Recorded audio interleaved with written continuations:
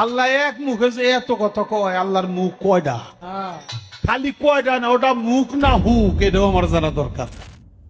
যে এই নোংরা বাউল ফকিরদেরকে মুসলিম বলবে সে মুসলিম থাকতে পারে না। আসসালামু আলাইকুম ওয়া রাহমাতুল্লাহি ওয়া বারাকাতুহু। আলহামদুলিল্লাহ ওয়াসসালাতু ওয়াসসালামু আলা রাসূলিল্লাহ, আম্মা বাদ।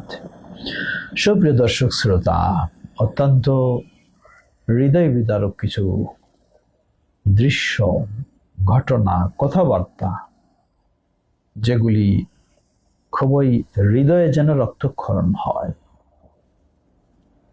বাংলাদেশ আমাদের প্রিয় দেশ। আমরা দাবি করি এখানে অধিকাংশ মুসলিম, বিশেষ করে 90-র উপরে % হলো মুসলিমের সংখ্যা। সুবহানাল্লাহ, সত্যি এটি আনন্দের বিষয়। কিন্তু মুসলিম কারা? আজকে আমরা লক্ষ্য করছি মিডিয়ায় এক শ্রেণীর ইবলিসের চেয়েও এরা নিম্ন পর্যায়ে পৌঁছে গেছে। তারা কারা? এই কথিত বাউল ফকিরেরা, বাউল ফাউল যারা, না তাদের মানবতা রয়েছে, না তাদের মাঝে ভদ্রতা রয়েছে, না তাদের মাঝে শিষ্টাচার রয়েছে। দিন ধর্মের তো কোনো প্রশ্নই আসে না।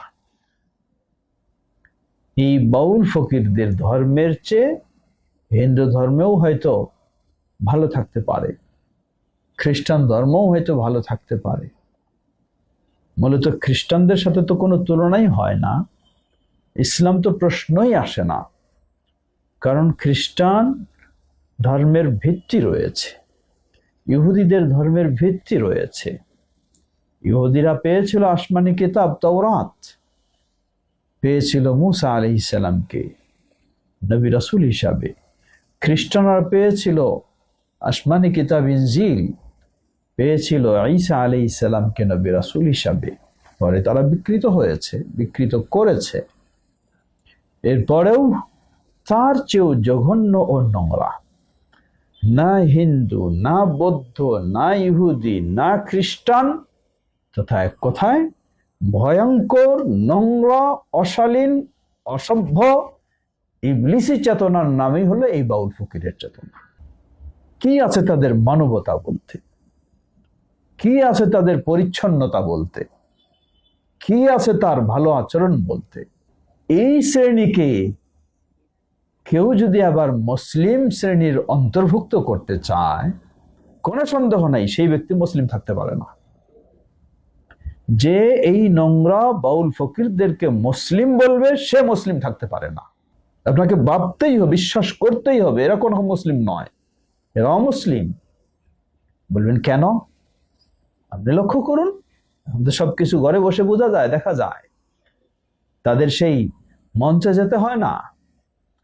এই ইবলিস আল্লাহ সুবহানাহু ওয়া তাআলার বিষয়ে কি ধরনের কটাক্ষমূলক কথা বলে? ইবলিসও তো এই ধরনের কটাক্ষমূলক কথা বলে নাই। ইবলিসও এত নোংরা কথা বলে নাই। আল্লাহকে নিয়ে কিভাবে ঠাট্টা বিদ্রুপ করে। এজন্য লক্ষ্য করুন, আল্লাহ রাব্বুল আলামিন সূরা তাওবা 65-66 নম্বর আয়াতে এদের চিত্রটা আল্লাহ রাব্বুল আলামিন তুলে ধরেছেন। এদেরকে যদি আপনি জিজ্ঞাসা করেন, ওয়ালা ইন সাআলতাহুম লা ইয়াকুলুন্না ইন্নামা কুন্না নাখুযু ওয়া নালআব। যদি আপনি জিজ্ঞাসা করেন তোমরা আল্লাহর বিষয়ে এই ধরনের তিরস্কারমূলক কথা বলছো, তারা বলবে যে আসলে আমরা তো শুধু খেলতামাশা করছিলাম, ছলনা করছিলাম।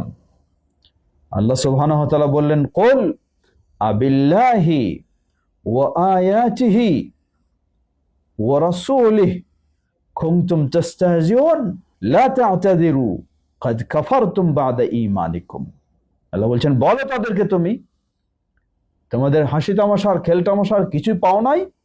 আবিল্লাহে, আল্লাহর সাথে তুমি হাসি তামাশা করো আল্লাহর বিষয়ে, ও আয়াতে, আল্লাহর নিদর্শনের বিষয়ে, ও রাসূলে, আল্লাহর রাসূলের বিষয়ে, ক্বাদ কাফারতুম বা'দা ঈমানিকুম, কোনো গোপন করার সুযোগ নেই। তোমরা ঠাট্টা বিদ্রুপ করছো আল্লাহর নিদর্শন এবং রাসূলের বিষয়ে। কুনতুম তাস্তাহজিউন, লা তা'তাদিরু, তোমাদের কোনো ওজর আপত্তি গ্রহণযোগ্য হবে না। কাদ কাফারতুম বাদা ঈমানিকুম, যদিও তোমরা এক সময় ঈমানদার ছিলে, ঈমান এনেছিলে, হয়তো জন্মসূত্রে, পারিবারিক সূত্রে, কিন্তু এই সব নোংরামিতে, এই সব বেঈমানি বেদিন কর্মকাণ্ডে জড়িত হওয়ার কারণে কাদ কাফারতুম বাদা ঈমানিকুম, ঈমান আনার পরেও তোমরা কাফের হয়ে গেছো। সুতরাং আপনি যদি মুসলিম হয়ে থাকেন, কাফেরকে কাফের মনে করতে হবে। যে আল্লাহর বিষয়ে ঠাট্টা বিদ্রুপ করবে তারা কখনো মুসলিম নয়। যে ইসলামের কোনো বিষয় নিয়ে ঠাট্টা বিদ্রুপ করবে তারা কখনো মুসলিম নয়। যে আল্লাহর বক্তব্য নিয়ে ঠাট্টা বিদ্রুপ করবে সে কখনো মুসলিম নয়। প্রতিটি মুসলিমের উচিত তাদেরকে কাফের বলেই, অমুসলিম বলে চিহ্নিত করা। প্রশাসনের উচিত এই ফিতনাবাজ বিভ্রান্তিদেরকে সর্বোচ্চ শাস্তি দেওয়া। যদি ইসলামের শাস্তি তাদের হত্যা করা, এরা মুরতাদ, প্রশাসন তাদেরকে সেই শাস্তি দেবে, এটি ইসলামের। কিন্তু যেহেতু প্রশাসন ইসলামী নয়, কিন্তু আফসোসের সাথে বলতে হয়, নির্বাচনের মৌসুম এসে গেলে আমরা দেখি আজকে যারা ইসলামের কথা বলে, মানুষকে দিন কায়েমের কথা বলে, তারাও ভোটের আশায় এই সব মুরতাদদের সাথে হাত মিলায়, এই সব মুরতাদদের সাথে একাকিত্ব ঘোষণা করে। লা হাওলা ওয়ালা কুওয়াতা ইল্লা বিল্লাহ। আপনি ক্ষমতায় না যেতেই এই অবস্থা, তাহলে ক্ষমতায় গেলে আপনি কি করে ফেলবেন?